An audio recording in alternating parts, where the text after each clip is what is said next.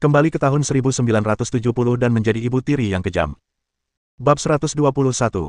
Karena ayah mertuanya sudah menyatakan pendapatnya, Hu Biao tidak bisa tinggal diam. Lagi pula, ia adalah direktur kantor pabrik tekstil. Meskipun pekerjaan pabrik dilakukan di posisi tetap, pabrik tersebut telah berjalan dengan baik dalam 2 tahun terakhir, dan terdapat kekurangan pekerja garis depan, jadi ia ingin merekrut. Kamerat Sen, karena ayah mertua saya sudah mencarikan pekerjaan untuk Anda, saya tidak akan ikut campur. Namun, pabrik tekstil kami akan segera membuka lowongan, dan kami memiliki beberapa lowongan. Para pekerja garis depan sudah cukup lelah, jadi jika ada yang bersedia, Anda bisa merekomendasikan 2 orang. Untuk posisi terakhir, saya rasa Kamerat Zhou seharusnya bisa mengisinya, jadi kami akan memberikannya kepadanya. Hu Biao menyinggung hal ini karena ibunya sudah tahu dan bersikeras memesan tempat untuk Zhou Jiaojiao. Namun, ia berani memberitahu Li Qianqian, dan istrinya yang tersayang juga ingin mendapatkan 2 tempat untuk Shen Meng. Benar, jika ibunya menginginkan 1, istrinya harus mendapatkan 2. Harus ada perbedaan, seolah-olah memiliki 1 lagi akan membuat mereka menang. Semua ini sudah dipesan sebelumnya. Sekalipun ayah mertua Shen Meng sudah mengatur pekerjaan untuknya, posisi ini tetap harus dipesan. Ia mengerti Li Qianqian. Shen Meng bisa memilih untuk tidak menerimanya, tetapi ia tidak bisa menolaknya. Soal bagaimana menangani posisi ini, terserah padanya. Bagaimanapun, istri tercintanya pasti tidak akan marah setelah ia memberikannya. 2. Terlalu banyak. Aku tidak bisa menerimanya. Aku sudah membuat pengaturan. Apa yang akan kulakukan dengan lebih banyak tempat? Berikan 2 tempat ini kepada orang-orang yang membutuhkan bantuan dan yang memenuhi persyaratan pabrik. Shen Meng berkedip dan menolak. Ketika Hu Biao menyebutkan 2 tempat, ia sudah memutuskan siapa saja yang akan dicalonkan, tetapi ia tetap harus menolak dengan sopan. Mungkin penampilan Shen Meng terlalu canggung, karena Lu Zhenping batuk 2 kali, menarik perhatian Li Chuan dan Hu Biao pada dirinya sendiri. Sayangnya kita tidak bisa menerima posisi ini. Xiao Meng bukan kelabang. Dia tidak bisa menumbuhkan lengan dan kaki sebanyak itu untuk melakukan pekerjaan itu. Lagi pula, kalau sampai ketahuan, bukankah itu hanya akan merepotkanmu? Hu Biao segera melambaikan tangannya dan berkata, tidak masalah, akan merepotkan jika Anda tidak setuju. Para pekerja di garis depan bekerja sangat keras. Selama Anda bisa membaca beberapa kata dan bersedia menanggung kesulitan serta tidak takut kelelahan, Anda bisa bergabung dengan kami. Masa kerja sementara adalah 2 bulan, dan gajinya 18 yuan per bulan. Jika Anda berhasil, Anda bisa menjadi karyawan tetap, dan gajinya 35 yuan. Gaji juga akan meningkat seiring bertambahnya senioritas Anda. Pabrik juga menyediakan asrama, dan ada tunjangan selama liburan. Anda mendapat 1 hari libur dalam seminggu. Saya telah memesan 2 tempat untuk Kamerat Sen. Anda bisa melihatnya. Jika Anda menemukan kandidat yang cocok, beritahu saya. Mohon selesaikan masalah tempat kerja sesegera mungkin. Anda akan dapat bergabung dengan pabrik pada bulan Maret tahun depan. Mendengar Hu Biao mengatakan ini, Lu Zhenping melirik Li Chuan. Li Chuan tidak mengatakan apapun tentang hal sebesar itu, yang berarti ia sudah tahu tentang rekrutmen pabrik tekstil itu sejak awal. Saat ini, jika ingin bekerja di pabrik dan mendapatkan pekerjaan tetap, dibutuhkan koneksi. Karena Li Chuan tidak mengatakan apa-apa, Lu Zhenping bertepuk tangan kepada Shen Meng. Baiklah, Xiao Meng akan melihat apakah ada orang yang cocok atau orang yang membutuhkan bantuan untuk pergi ke sana. Bagus. Suara hati Shen Meng dipenuhi kegembiraan. Zhou Jiaojiao mendapat 1 tempat, dan mereka berdua akan mendapatkannya. Lagi pula, Sekretaris Li akan mengatur pekerjaan untuknya di masa depan. Meskipun tidak disebutkan secara eksplisit, ia sudah tahu dalam hatinya bahwa itu akan menjadi jenis pekerjaan di mana seseorang bekerja lembur, pulang lebih awal, dan mendapatkan gaji yang layak, seperti mengikuti ujian pegawai negeri sipil di tahun-tahun berikutnya. Tak lama kemudian, Zhou Jiaojiao dan Lu Jiaxuan tiba. Lin Rong menggandeng tangan Zhou Jiaojiao, dan dari kejauhan, mereka tampak seperti ibu dan anak. Hal ini membuat Li Chuan merasa sangat tidak nyaman. Qianqiannya telah menikah dengan keluarga Hu selama lebih dari 2 tahun. Sebelum mereka menikah, Lin Rong memanggilnya Qianqian seperti kekasihnya yang berharga, tetapi setelah mereka menikah, ia berubah total dan kata-katanya menjadi tajam. Ia belum pernah melihat Lin Rong berbicara selembut itu kepada siapapun sebelumnya, tetapi ia segera menepis pikiran itu. Kamerat Zhou adalah penyelamat putri dan cucunya, dan ia tidak mungkin punya keluhan apapun tentangnya. Mertua, ini Zhou Jiaojiao, dan ini suaminya, Lu Jiaxuan. Dia sekarang bekerja di komune. Kedua anak ini sungguh menjanjikan, hehehe. Biao, cepat keluarkan barang-barang yang diminta ibumu untuk kalian siapkan. Sikap antusias ini tampaknya berasal dari orang yang sama sekali berbeda dari orang yang sebelumnya mencaci maki Shen Meng. Hu Biao, dengan ekspresi kaku, mengeluarkan selembar kertas pemberitahuan dari sakunya. Kamerat Zhou, ini surat pemberitahuan dari pabrik tekstil kami. Terima kasih banyak telah menyelamatkan istri dan anak saya. Pabrik tekstil kami sedang membuka lowongan kerja, dan kebetulan ada beberapa posisi tambahan. Ini untuk Anda. Anda bisa mulai bekerja Maret mendatang. Namun, Anda harus merahasiakannya untuk saat ini dan jangan beritahu siapapun. Zhou Jiaojiao dan Lu Jiaxuan sangat gembira. Lin Rong dan Hu Jinbu telah memberi mereka banyak hadiah, termasuk angpau. Mereka pikir itu sudah cukup, tetapi mereka tidak menyangka akan mendapatkan sesuatu yang lain, yaitu kesempatan kerja di pabrik tekstil. Begitu mereka mendapatkan pekerjaan ini, mereka akan menjadi bagian dari kelas pekerja, meninggalkan status petani, dan memiliki pekerjaan yang mapan. Tangan Zhou Jiaojiao gemetar, dan ia tak bisa menahannya sejenak. Lu Jiaxuan lah yang tersadar lebih dulu dan menariknya, dan akhirnya ia bereaksi. Ini, bagaimana aku bisa menerimanya? Ini sungguh tidak mungkin. Aku tidak tahu apa-apa tentang ini, dan aku tidak ingin merepotkanmu. Lin Rong mendorong pemberitahuan itu ke tangannya. Jangan khawatir, aku di sini. Siapa yang berani bilang merepotkan? Lagi pula, kita cocok banget. Setelah kamu mulai bekerja di kota kabupaten, aku bisa sering ngobrol sama kamu. Keren banget, kan? Zhou Jiaojiao mengerutkan kening dalam-dalam, tampak gelisah. Aku juga senang mengobrol dengan Bibi Lin, tapi, aku ini. Aku sungguh. Kalau kamu patuh, ambil saja dan jangan bilang begitu. Lin Rong berpura-pura marah dan mendorong tangan Zhou Jiaojiao lagi. Ia tak bisa lepas, jadi ia terpaksa menerimanya. Pada titik ini, Hu Jinbu memperkenalkan ayah Li Qianqian, Li Chuan, kepada mereka berdua, dan mengatakan bahwa alasan mereka tidak segera menghubungi mereka adalah karena mereka mengenal Lu Zhenping, jadi mereka mengobrol lebih lama. Lu Jiaxuan dan Zhou Jiaojiao kemudian menyadari mengapa mereka tidak segera pulang ke rumah mereka, ternyata saudara laki-laki Li Qianqian juga seorang tentara. Jika kita mempertimbangkan bahwa ia mungkin ada hubungan keluarga dengan direktur pabrik tekstil itu melalui pernikahan, dan bahwa putranya mengenal Lu Zhenping di ketentaraan, dan bahwa keluarga Hu yang beranggotakan 3 orang memperlakukan Li Chuan dengan sangat sopan, maka jelaslah bahwa ia bukanlah orang biasa. Lu Jiaxuan juga merasa Li Chuan tampak familiar. Ia bekerja di komune dan sering pergi ke kota kabupaten untuk mengantar dokumen. Melihat Li Chuan, ia merasa pernah melihat orang ini secara kebetulan, tetapi ia tidak ingat di mana. Setelah mereka selesai mengobrol, Hu Jinbu mengusulkan untuk pergi ke kota kabupaten untuk makan malam lagi. Namun, Lu Zhenping sudah menolak, jadi dia tidak memaksa. Dia hanya mengucapkan beberapa patah kata sopan karena Lu Jiaxuan dan Zhou Jiaojiao ada di sana. Meskipun Lu Jiaxuan dan Zhou Jiaojiao penasaran dengan identitas Li Chuan, mereka tidak berani bertanya karena ada begitu banyak orang di sekitar. Melihat kedua mobil itu menghilang di kejauhan, Lu Jiaxuan tiba-tiba mendapat kilasan inspirasi. Ia menepuk dahinya dan meraih Zhou Jiaojiao dengan gugup, sambil berkata, aku ingat sekarang. Akhirnya aku ingat. Sekretaris Li ini, dia Li Chuan, pejabat tinggi di daerah kita. Zhou Jiaojiao tertegun, lalu menjatuhkan slip pemberitahuan di tangannya ke tanah. Pejabat tertinggi di kabupaten ini. Ia baru saja bertemu dengan pejabat tertinggi di kabupaten ini. Bab 122. Lu Jiaxuan dan Zhou Jiaojiao berdiri di gerbang halaman Shen Meng sejenak sebelum akhirnya tersadar. Merenungkan apa yang baru saja mereka katakan dan lakukan, mereka lega mengetahui bahwa keluarga yang bisa menikah dengan keluarga direktur pabrik tekstil itu pasti bukan orang biasa. Kalau tidak, jika mereka melakukan kesalahan, mereka pasti telah menyinggung orang terpenting di seluruh negeri. Zhou Jiaojiao mengambil slip pemberitahuan dari tanah dan memegangnya. Ia telah mendapatkan posisi sebagai pekerja tekstil. Shen Meng tidak mengatakan apa-apa, yang jelas aneh. Dilihat dari cara sekretaris Li dan kakak laki-laki serta iparnya berbicara tadi, mereka jelas sangat akrab. Berdasarkan sikap ini, mereka mungkin telah menjanjikan sesuatu yang lain. Jiaxuan, ayo kita pulang. Sekretaris Li itu orang penting, dan kakak serta adik iparku bahkan tidak memberi tahu kita. Apa maksudnya? Bagaimana kalau kita menyinggung mereka tanpa sengaja? Mereka jelas-jelas berusaha menjauhkan sekretaris Li dari kita. Kalau aku bilang akulah yang menemukan Li Qianqian, adik iparkulah yang mendapatkan keuntungannya, tapi dia sebenarnya lebih bersyukur daripada aku. Jiao, kau benar. Aku juga berpikir kakak dan adik iparku salah. Mengesampingkan apa yang bisa kita dapatkan dengan mengenal sekretaris Li, inti dari masalah ini adalah mereka benar-benar mencuri kepercayaanmu, Jiao. Kita datang terlambat, jadi siapa yang tahu apa yang mereka katakan tentang kita sebelumnya. Awalnya, kedua pria itu sangat gembira karena mendapatkan pekerjaan sebagai buruh pabrik tekstil, tetapi kekecewaan besar karena tidak dapat bertemu sekretaris Li membuat mereka terdiam sesaat. Kemarahan mengalahkan akal sehat mereka, dan keduanya berbalik dan bergegas masuk ke rumah Lu Zhenping. Penduduk desa yang menyaksikan keributan itu mengucapkan beberapa patah kata kepada mereka, tetapi mereka mengabaikannya dan kembali ke halaman mereka, wajah mereka tidak terlihat begitu baik. Oh, mereka terlalu sombong.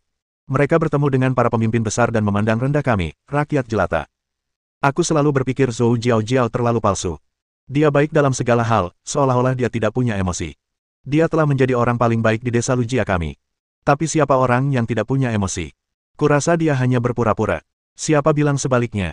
Hei, istri Laizi, bukankah kamu sering bekerja di kelompok yang sama dengannya? Kamu kenal dia dengan baik, jadi ceritakan tentang dia. Istri si penderita kusta memutar bola matanya. Orang-orang ini biasanya mengolok-oloknya, dan sekarang karena ada yang bergosip, mereka datang untuk bertanya siapa dia. Lidahnya panjang sekali. Katakan padaku, katakan padaku, apa yang ingin kau ketahui? Apakah kau ingin aku memberitahumu? Di tengah hari begini, daripada bergosip, mendingan kalian cepat pulang untuk masak, urus anak-anak, dan layani suami kalian. Keluar dari sini, kalian semua. Memangnya kenapa kalau dia begitu menawan? Kalau kamu cemburu, bilang saja. Kenapa kamu mengarang cerita tentang dia? Mereka yang meremehkan Zhou Jiaojiao dan para pendukungnya langsung berdebat. Istri bajingan itu mundur. Dia tidak akan terlibat dalam hal-hal seperti ini. Dia memang tidak pernah menyukai Zhou Jiaojiao sejak awal, tetapi saat itu, jika dia mengatakan sesuatu yang tidak menyenangkan, sesuatu yang buruk pasti akan terjadi padanya. Wanita itu sungguh aneh. Ya ampun, istri Feng tua, ada genangan kotoran burung di kepalamu. Istri si penderita kusta itu terkekeh, menggendong gadis kecil itu di samping kakinya, memeluknya, dan berbalik untuk pulang. Shen Meng dan Lu Zhenping merapikan semua tas dan paket di rumah, memasukkan semua barang berharga ke dalam lemari. Ketika mereka mengeluarkan sekotak kue kaleng pemberian Li Chuan, sebuah amplop merah tiba-tiba terjatuh. Ia langsung mengenalinya sebagai uang untuk membeli ginseng yang diberikan kepadanya sebelumnya. Ini pemberian sekretaris Li. Aku tidak melihatnya memasukkan amplop merah ke dalamnya tadi. Uang sebanyak ini sudah cukup, meskipun bantuannya besar. Lagi pula, semakin banyak yang kita minta, semakin banyak pula gosip yang mungkin kita dapatkan di kemudian hari. Apa yang harus kita lakukan? Lu Zhenping meliriknya dan mengangkat sebelah alisnya. Ia memperhatikan bahwa Shen Meng tampak agak berhati-hati, dan telah kehilangan kecerdasannya seperti yang ditunjukkan sebelumnya ketika ia ingin bekerja di pabrik tekstil. Tidak apa-apa, simpan saja. Melihatnya setuju, Shen Meng tidak peduli lagi dan langsung memasukkannya ke saku. Kemudian ia membuka kaleng kue dan meliriknya. Kue-kue itu beraroma susu yang ringan dan berbau seperti kue biasa. Mingyang membawa adik laki-laki dan perempuannya ke sini. Ini beberapa kue kering untukmu. Ibu akan segera memasak. Sebentar lagi kamu akan berangkat sekolah. Untungnya, para tamu membawa banyak daging, jadi ayo kita makan mie babi suwir untuk makan siang. Mingyang, Mingliang, dan yang lainnya segera berkumpul. Mereka mengamati hadiah-hadiah yang dibawa para tamu hari ini, makanan kaleng, biskuit, kue kering persik, kue bolu, susu bubuk, daging, biji-bijian, serta berbagai kue dan permen. Air liur mereka menetes karena iri. Bu, ini kelihatannya mahal, apakah ibu benar-benar akan memakannya? Karena ibu sudah membuka pintu, apa yang tidak bisa mereka makan? Makanlah.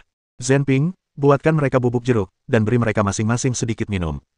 Lu Zhenping mengangguk, tetapi ia berjalan ke kotak kue kaleng, mengambil kue berbentuk hati dari tengahnya, dan menempelkannya ke bibir Shen Meng. Shen Meng melihatnya, mengerucutkan bibirnya, dan memakannya. Barang-barang ini dibawa oleh Sekretaris Li dan Direktur Hu. Barang-barang ini bagus. Jika mereka tidak memberikannya kepada anak-anak dan istrinya, kepada siapa mereka akan memberikannya? Ketika Mingliang melihat ibunya sudah makan, apa yang ia tunggu? Ia mengambil satu dan memasukkannya ke dalam mulut. Rasa susu yang kaya dan krimi memenuhi mulutnya, dan rasanya sungguh lezat. Zhou Jiaojiao dan Lu Jiaxuan bergegas masuk ke ruang utama dan terkejut melihat anak-anak sedang makan biskuit kaleng. Lu Jiaxuan, khususnya, masih bekerja paruh waktu di komune. Ia baru saja berpikir untuk meminjam biskuit kaleng itu sebagai hadiah ketika melihat meja penuh dengan hadiah. Ia tak menyangka kakaknya akan menghabiskan semuanya dalam sekejap mata. Sebagai pria dewasa yang telah bertugas di militer selama bertahun-tahun, ia tidak terbiasa dengan banyak adat istiadat. Lu Jiaxuan menghela napas panjang. Kak, kok bisa-bisanya kamu membuka benda sebagus ini dengan mudah? Kamu tahu nggak sih kalau sekotak kue bulan di dalam kaleng berisi beberapa potong, yang harganya lebih mahal daripada daging? Kalau ini dijadikan hadiah, pasti prestisius banget. Aku tadinya mau pinjam dari keluargamu, tapi nggak ngangka kamu bakal sesabar itu dan langsung melahapnya. Bukankah ada orang lain yang mengirimimu kotak juga? Kamu ingin meminjam kotakku, tapi bagaimana dengan kotakmu? Apa kamu hanya meninggalkannya untuk memberi makan tikus? Wajah Lu Jiaxuan memerah, tetapi ia tetap bersikeras, makananku pasti untuk Jiao Jiao, dan juga untuk ibu. Jiao Jiao sedang hamil, dan ibu sudah tua. Bukankah mereka seharusnya makan sesuatu yang lebih baik? Lu Zhenping membanting jus jeruk ke atas meja, membuat Lu Mingkai terkejut hingga tersedak dan muntah. Ia segera menepuk punggung Lu Mingkai dengan keras. Si kecil, dengan mata berkaca-kaca, meneguk jus jeruk itu dalam tegukan besar. Anakmu manja, tapi anakku tidak.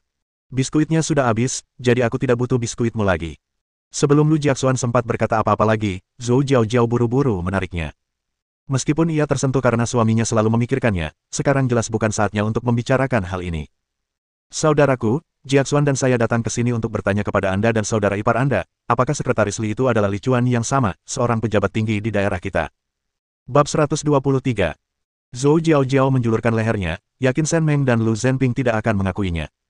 Ia sudah memikirkan cara untuk membantah mereka, tetapi yang mengejutkannya, ekspresi Lu Zhenping tidak berubah sama sekali, dan ia hanya berkata, ya. Ekspresi percaya diri Zhou Jiaojiao membeku di wajahnya, sementara Lu Jiaxuan di sebelahnya mengerutkan kening dalam-dalam. Kak, kamu tahu aku bekerja di komune dan belum resmi diterima kerja. Kenapa kamu tidak memberitahuku identitasnya? Tahukah kamu betapa pentingnya hal ini bagiku? Jika aku bisa mengenal Sekretaris Lee dan mendapatkan dukungannya, apa bedanya dengan kenaikan pangkat yang meroket? Kamu sudah bertugas di militer sepanjang tahun dan tidak tahu banyaknya situasi tak berdaya di tempat kerja. Shen Meng membuka mulutnya, dan ia berpikir, benar sekali. Mengapa Zhou Jiao, yang hanya seorang pekerja perempuan di pabrik tekstil, mampu membantu pemeran utama pria memulai bisnis dan menjadi besar dan kuat? Pasti karena bantuan keluarga Hu dan keluarga Li. Sebelumnya, ia hanya memikirkan cara mencuri reputasi Zhou Jiao, tetapi sekarang tampaknya ia tidak hanya mencuri reputasinya, tetapi juga jari emasnya. Lu Zhenping mengangkat kepalanya ke arah Shen Meng, memberi isyarat agar dia pergi mengurus urusannya sendiri, dan tidak perlu mengkhawatirkan hal-hal di sini. Setelah Shen Meng pergi, ia melirik mereka berdua, lalu langsung menuju halaman, mengeluarkan sebungkus rokok dari sakunya, dan mulai menghisapnya. Zhou Jiao dan Lu Jiaxuan bertukar pandang, lalu mengikutinya. Kak, apa yang ditanyakan Jiaxuan kepadamu persis seperti yang ingin kutanyakan. Dan seperti yang kalian semua tahu, akulah yang pertama kali menemukan Li Qianqian, dan akulah yang pertama kali menolong. Seandainya kakak iparku tidak punya sepeda dan membawanya ke rumah sakit lebih dulu, kejadian ini tidak akan ada hubungannya dengan dia. Inilah yang mengganggu Zhou Jiao. Ia merasa ada yang tidak beres. Tidak ada orang lain di sekitarnya. Ia tersesat karena jarang pergi ke kota kabupaten. Jadi, apa yang dilakukan kakak iparnya di sana sehingga ia bisa bertemu mereka secara kebetulan? Karena kamu bilang kamu yang pertama kali bertemu Li Qianqian, apa yang kamu lakukan pertama kali? Apakah kamu merawatnya, menghiburnya, atau mencari seseorang untuk membawanya ke rumah sakit? Selain menemuinya dan memberitahu keluarganya, apa lagi yang kamu lakukan? Zhou Jiao. Meski begitu, hal-hal ini juga sangat penting. Shen Meng menghibur Li Qianqian, membantunya tenang, memberinya ginseng untuk memulihkan kekuatannya, mencatat waktu kontraksinya, dan menemukan dokter kandungan terbaik untuk melakukan operasi setelah mereka tiba di rumah sakit. Dia bahkan membayar biaya rumah sakitnya sebelum pulang. Bagaimana denganmu, Zhou Jiao? Namun dia bertemu dengannya terlebih dahulu, bukankah itu cukup? Tak dapat disangkal, kau juga penyelamat Li Qianqian. Apapun yang diberikan keluarga Li dan Hu kepada kami, kau juga menerima bagiannya, menunjukkan pilih kasih. Mengenai apa yang dikatakan Jiaxuan tentang Sekretaris Li, lihat saja apa yang dimiliki istrimu. Zhou Jiao mencengkeram surat pemberitahuan itu erat-erat, tidak mengerti maksudnya. Lu Jiaxuan juga sama bingungnya, menatap Lu Zhenping dengan ekspresi bingung. Sekretaris Li selalu tegas dalam memisahkan urusan publik dan pribadi, dan dia orang yang menepati janjinya. Baru saja, keluarga memberi Anda kuota pekerja pabrik tekstil di hadapannya. Jika saya memperkenalkannya kepada seseorang yang dekat dengannya saat itu, apakah dia akan setuju atau tidak setuju dengan kuota tersebut? Tidakkah Anda perhatikan? Ketika keluarga memperkenalkannya kepada Anda, mereka hanya mengatakan bahwa dia adalah Sekretaris Li. Konyol sekali Anda masih datang untuk bertanya mengapa Anda tidak diperkenalkan kepadanya. Apa jadinya jika Anda diperkenalkan? Anda menggunakan namanya untuk kepentingan diri sendiri. Apa Anda tidak takut jika dia tahu, dia akan menangkap dan menginterogasi Anda, menanyakan apakah Anda antek orang lain, yang sengaja mencoba menjebaknya? Zhou Jiao dan Lu Jiaxuan keduanya menjadi pucat. Mereka tidak pernah benar-benar mempertimbangkan kemungkinan ini. Tapi bukankah kakak ipar punya kuota pekerja? Apa Sekretaris Li hanya akan diam saja? Saat itu, Shen Meng keluar untuk mengosongkan air cucian piring. Mendengar ini, ia tak kuasa menahan tawa. Sambil membawa baskom pasir, ia menghampiri mereka berdua, tertawa sinis, dan menunjuk Lu Zhenping. Apa statusnya? Dia wakil komandan resimen. Apa statusku? Aku anak tanggungan militer yang membesarkan 4 anak sendirian. Sesuai tunjangan militer, aku seharusnya bisa menemaninya dan anak-anak ke pos militernya. Kami akan diberi rumah atau halaman terpisah, dan anak-anak akan bisa bersekolah di sekolah militer. Tapi sekarang, aku sendirian di pedesaan bersama anak-anak. Lu Zhenping telah menyerahkan semua tunjangan dan hak istimewa yang bisa ia dapatkan kepada rekannya. Jika pemerintah tahu, bukankah mereka akan mengurus kami berempat? Bahkan jika aku bertanya, komune, pemerintah daerah, bahkan Sekretaris Li akan membantuku. Apa yang bisa kau bandingkan denganku? Dalam situasi kami, bahkan mendapatkan kuota pekerja adalah bantuan khusus dari pemerintah. Kau seharusnya diam-diam senang jika mendapatkan kuota gratis. Zhou Jiao dan Lu Jiaxuan pun tak luput dari perhatian. Mereka begitu fokus melewatkan kesempatan untuk mengenal Sekretaris Li hingga lupa akan identitas kakak laki-laki dan ipar perempuan mereka. Terlebih lagi, menurut informasi yang diungkapkan Lin Rong, putra Sekretaris Li adalah seorang komandan batalion di bawah kakak laki-laki mereka. Dari sudut pandang manapun, mereka tentu akan memiliki kesan yang baik tentang kakak laki-laki dan ipar perempuan mereka. Jika identitas Li Chuan benar-benar terungkap, maka dia mungkin tidak akan mampu menunjukkan pemberitahuan pekerja ini. Zhou Jiao menarik tangan yang memegang slip notifikasi itu ke belakangnya. Keduanya dipenuhi perasaan campur aduk, tetapi mereka juga mengerti bahwa mereka tidak mampu menyinggung kakak laki-laki dan kakak ipar mereka, karena mereka akan selalu membutuhkan mereka di masa depan. Kakak ipar, maaf, kami tidak terpikir ke sana. Kami tidak punya anak, jadi kami tidak butuh banyak barang-barang ini. Nanti kami bawakan ke kalian. Zhou Jiao berkata demikian, lalu dengan santai memasukkan slip pemberitahuan itu ke sakunya. Shen Meng tidak berkata apa-apa, dan membawa baskom pasir kembali ke dapur. Lu Zhenping juga tidak berkata apa-apa, berpikir bahwa keluarga ayah mertuanya mungkin kekurangan sesuatu. Cuacanya sangat dingin, jadi ia harus memberi pasangan tua itu makanan bergizi. Melihat kakak laki-lakinya dan kakak iparnya tidak mengatakan apa-apa, Lu Jiaxuan takut mereka masih marah, jadi dia segera menarik Zhou Jiao keluar pintu. Tak lama kemudian, susu bubuk kaleng dan 5 pon daging babi tersaji di meja mereka.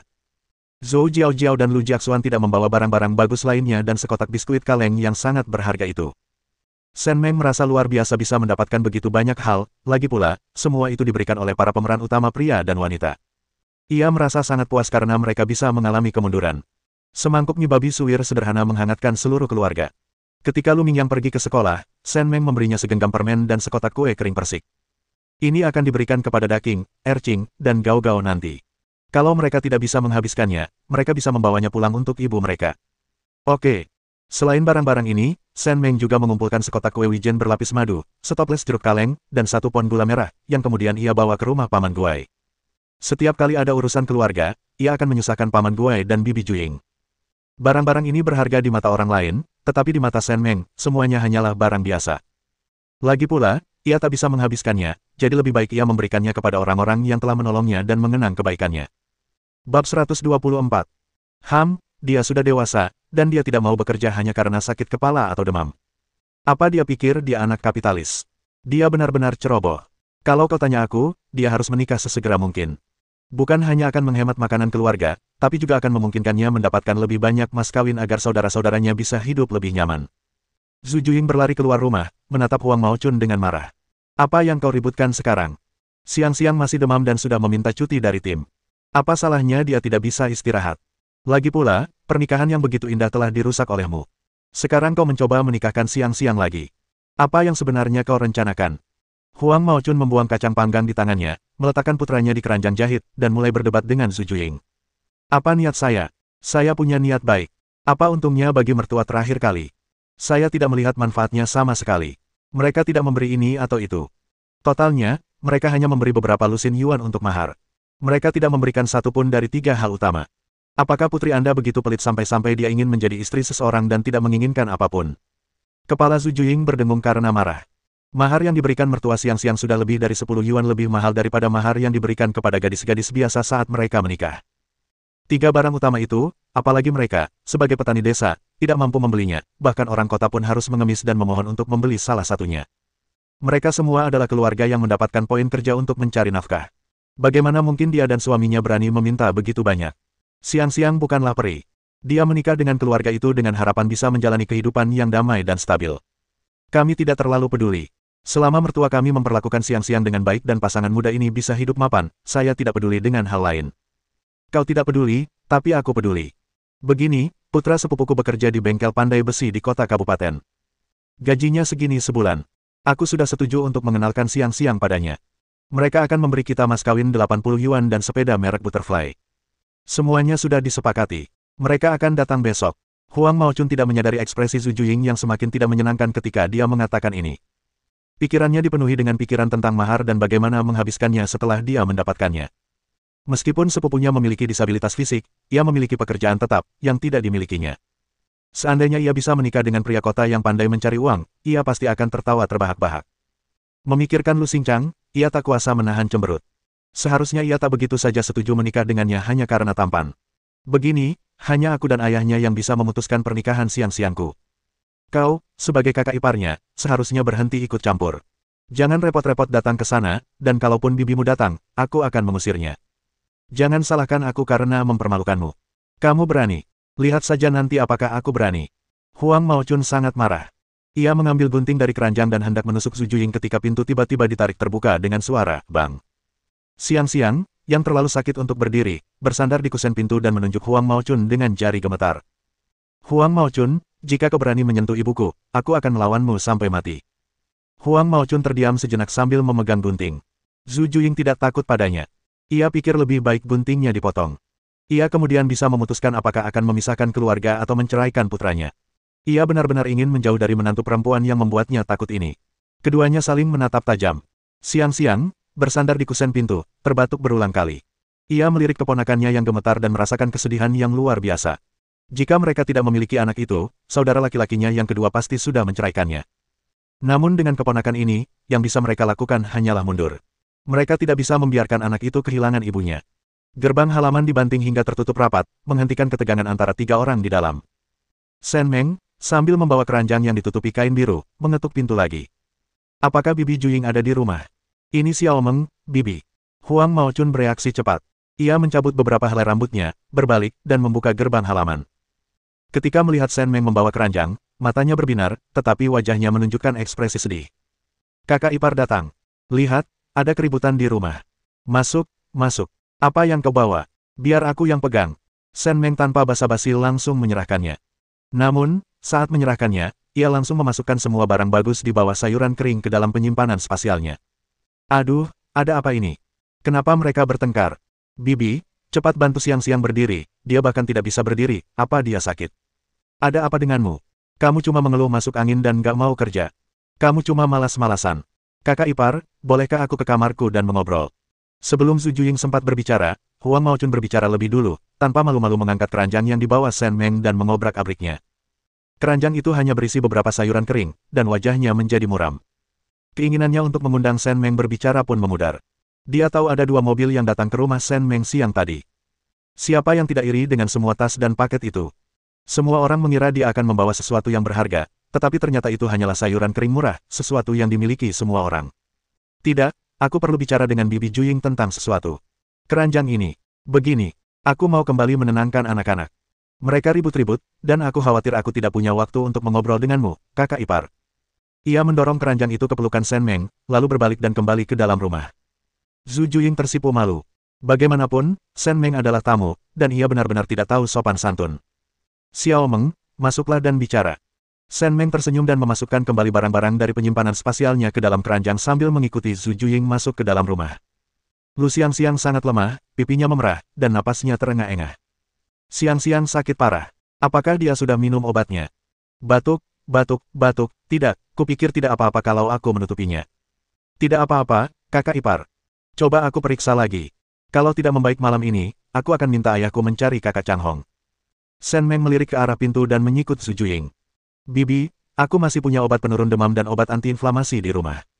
Bisakah Bibi meminta Paman Guai datang ke rumahku nanti agar aku bisa memberikannya pada siang-siang malam ini? Ia berbicara sedikit lebih keras saat mengatakan ini, lalu menyerahkan keranjang di tangannya kepada Zhu Juying. Zhu Juying ragu sejenak sebelum mengambilnya, dan mengaduk-aduk sayuran kering di atasnya. Di bawahnya, terdapat setoples makanan, sekotak stik goreng bergelasir madu, dan 1 pon gula merah. Tidak, itu tidak bisa. Ini terlalu mahal. Aku tidak bisa menerimanya. Bibi, ambillah ini. Siang-siang sakit dan tidak bisa hidup tanpa obat. Bibi bisa merendam sayuran kering ini dan menggunakannya untuk membuat pangsit atau bakpao. Lu Xiangxiang tertegun, tetapi dalam hatinya ia tahu bahwa kakak iparnya, Meng, mungkin telah mengirimkan beberapa barang bagus lagi, itulah sebabnya ibunya begitu cemas. Kalau dipikir-pikir, sejak keluarganya berteman dengan kakak ipar Meng, ia selalu menerima hadiah-hadiah yang nyata. Yang dilakukan keluarganya hanyalah membantu ketika mereka sedang kesulitan, yang sebenarnya tidak seberapa. Keluarganya sungguh mendapatkan banyak manfaat. Bab 125. Shen Meng menatap pintu dan memberi isyarat kepada Zhu Juying untuk menyembunyikan semua barang bagus itu, kalau tidak, barang itu akan dijarah dalam waktu kurang dari 1 malam, dan membuat keributan akan sia-sia. Terima kasih banyak, Xiao Meng. Kamu telah memberikan begitu banyak hal baik kepada keluarga kami berulang kali. Kami merasa sangat bersalah karena mengambil terlalu banyak. Bibi, jangan bilang begitu. Selama aku sakit, anak-anak sangat berterima kasih atas perhatian Bibi dan Siang-Siang, begitu pula Paman Guai. Saat Zhenping tidak di rumah, dia selalu terpikir untuk membantuku setiap kali ada masalah. Aku sangat berterima kasih. Barang-barang ini diberikan kepadaku siang ini. Terlalu banyak yang harus dihabiskan keluarga kami. Siang-siang sedang sakit, jadi makanan kaleng ini yang terbaik untuknya. Zhu Juying baru saja bertengkar dengan Huang Maochun, dan rasa frustrasi yang terpendam di hatinya pun terobati. Ia merasa keluarganya tidak cukup beruntung memiliki gadis sebaik itu, dan ia sungguh ingin menikmati keberuntungan Liu Sanjin. Ngomong-ngomong, Bibi, aku baru saja mendengar Maochun bilang kalian berdua bertengkar. Apa yang kalian pertengkarkan? Ini semua gara-gara pernikahan Siang-siang. Paman Guai dan aku memperkenalkan Xiangxiang pada sebuah keluarga, seperti yang kau tahu. Kedua keluarga merasa puas. Pemuda itu baik hati, dan orang tuanya jujur. Meskipun tidak kaya, mereka adalah keluarga yang harmonis. Ketika saudara iparnya datang, mereka membawa hadiah-hadiah kecil untuk Xiangxiang, dan mas kawinnya cukup besar. Namun, pernikahan yang begitu indah itu dirusak oleh istri Xingqiang. Keluarga pengantin wanita hanya menginginkan seorang gadis pekerja keras untuk berumah tangga. Dengan saudara ipar yang merepotkan seperti itu, bagaimana mungkin mereka bisa hidup damai? Itulah sebabnya mereka membatalkan pertunangan. Meskipun waktu telah lama berlalu, Zhu Juying masih merasa patah hati dan menyesal atas pernikahan ini. Pernikahan yang sulit ditemukan bahkan dengan lentera, tetapi Huang Maochun menghancurkannya. Wanita ini mungkin pembalasan dendam untuk keluarga Lu. Ngomong-ngomong, karena pertunangannya baru saja dibatalkan, masalah ini sebaiknya dirahasiakan. Tapi istri Xingqiang sudah membicarakannya di mana-mana. Wanita tua di pintu masuk desa itu sudah bergosip tentang Xiangxiang setiap hari selama beberapa waktu. Dia gadis yang baik dan tidak ingin kita mendapat masalah, jadi dia diam saja dan langsung pergi bekerja. Hari ini, istri Xingqiang bilang dia sudah menemukan jodoh untuk Xiangxiang, putra bibinya. Aku pernah melihatnya sekali. Dia sangat jelek sampai-sampai sakit hati melihatnya, dan dia sangat pendek. Kalau tidak hati-hati, dia bisa ditendang seperti bola saat kau melewatinya. Astaga, bagaimana mungkin orang seperti itu bisa menikahi Xiangxiangku? Lu Xiangxiang sangat sedih. Mendengar kata-kata Zhu Juying, matanya berkaca-kaca, dan Zhu Juying juga terisak beberapa kali. Namun, kata-katanya begitu lucu sehingga Shen Meng hampir tertawa terbahak-bahak di saat yang salah. Tiba-tiba teringat sesuatu, ia menatap Zhu Juying dengan mata berbinar. Bibi, ngomong-ngomong soal perjodohan, aku sudah punya seseorang yang kuinginkan. Meskipun dia setahun lebih muda dari Xiangxiang, dia tampan dan tinggi. Keluarganya baru saja membangun rumah bata, adik iparnya muda bergaul, dan mertuanya baik hati. Aku bisa jamin adik iparku bukan pembuat onar. Ibu dan anak itu menatap Shen Meng dengan mata terbelalak. Mereka hanya mengobrol, itu saja.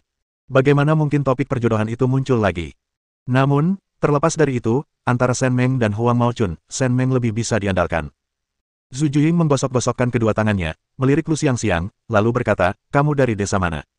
Ada berapa anggota keluargamu? Berapa usia mertuamu? Xiao Meng, ceritakan padaku. Baiklah, tapi Bibi, Xiangxiang terlihat tidak nyaman. Beri dia lebih banyak air dan buka kaleng makanannya agar dia bisa makan sedikit dan merasa lebih baik. Hei, aku akan mulai sekarang, Zhu Juying mengeluarkan sekaleng jeruk dari lemari di atas kang tempat tidur bata berpemanas. Ia berbalik untuk pergi ke dapur dan mengambil pisau, tetapi terhenti di pintu. Ia tidak bisa mengambil pisau dapur, kalau tidak Huang Maochun akan tahu dan Xiangxiang masih bisa memakannya. Shen Meng mengambilnya, menepuknya beberapa kali, lalu memutar tutupnya kuat-kuat, membukanya dengan bunyi, klik. Xiangxiang, minumlah sup kalengan dulu, nanti kamu merasa lebih baik. Jangan tutupi tubuhmu dengan pakaian tebal seperti itu. Bibi akan mengambil baskom dan handuk, lalu mengambil sumpit. Zhu Juying yang cerdas segera menyadari apa yang sedang terjadi. Sesaat kemudian, ia membawakan baskom berisi air dan menyeka wajah serta leher Lu Xiangxiang. Lu Xiangxiang bersandar di lemari kang dan menyantap beberapa potong jeruk dengan sumpitnya. Xiao Meng, cepat beritahu aku, perusahaan mana itu? Shen Jiaji, saudara laki-laki saya dari pihak ibu, Shen Xiaobin, orang tua saya jujur, dan kedua saudara ipar saya muda bergaul. Sejujurnya, bibi saya mengatakan bahwa beberapa waktu lalu, ibu saya menjodohkannya, dan mereka semua puas. Namun, keluarga gadis itu tahu bahwa Zhenping sedang bertugas di militer, dan mereka mempermasalahkan Zhenping yang membantu mencarikan pekerjaan untuk saudara laki-lakinya dan memasukkannya ke militer. Mereka banyak menuntut. Saudara laki-laki saya menyadari bahwa itu tidak akan berhasil, jadi ia memberitahu Mak Comblang bahwa ia tidak bersedia. Zhu Juying sangat puas ketika Shen Meng mengucapkan kata-kata pertamanya. Shen Meng adalah gadis yang baik, berpengetahuan luas, sopan, baik hati, dan santun. Saudara-saudaranya di keluarga tidak akan lebih buruk darinya. Namun, ketika ia mendengar bahwa Shen Meng baru saja menolak lamaran pernikahan dari keluarga yang suka ikut campur, jantungnya berdebar kencang. Xiao Meng, apalagi kakakmu, hanya dengan melihatmu berdiri di sini, aku tahu kakakmu tidak buruk. Tapi kau juga tahu situasi keluarga kita. Kalau Xiangxiang menikah dengan keluargamu, bukankah keluargamu juga akan mendapat masalah? Kakak ipar, aku tahu maksudmu baik, tapi dengan aku sebagai kakak iparmu, aku khawatir aku tidak akan pernah bisa menikah dengan keluarga baik-baik seumur hidup ini.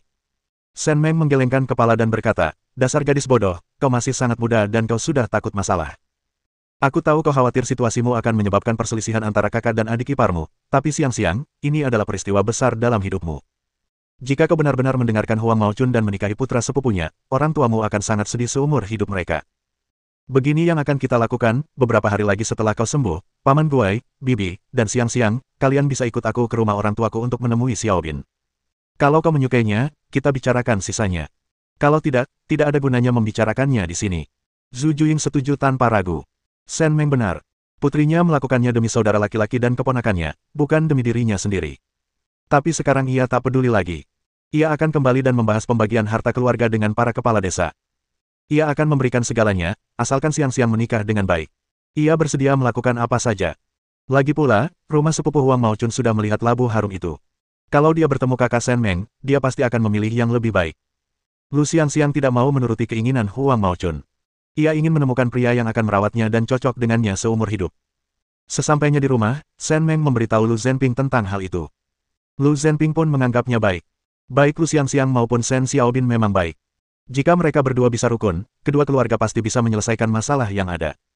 Melihat Lu Zhenping merasa puas, dia segera memerintahkannya untuk pulang dan melaporkan berita itu. 3 hari kemudian, Shen Meng dan Lu Zhenping, bersama anak-anak mereka, menaiki kereta sapi Paman Guai, ditemani oleh Bibi Juying dan Lu Xiangxiang yang berpakaian indah. Bab 126. Shen Fugui dan Wang Buizi menyuruh Shen Shoutian pergi ke komune pagi-pagi sekali untuk membeli 3 kati perut babi, dan mereka juga berusaha keras untuk membeli seekor ayam tua dari desa. Lu Qinlan dan Su Xiaomei tidak pergi bekerja hari ini. Mereka tinggal di rumah mencuci dan membersihkan rumah, bahkan mulai merebus ayam tua lebih awal, menunggu kakak ipar mereka membawanya.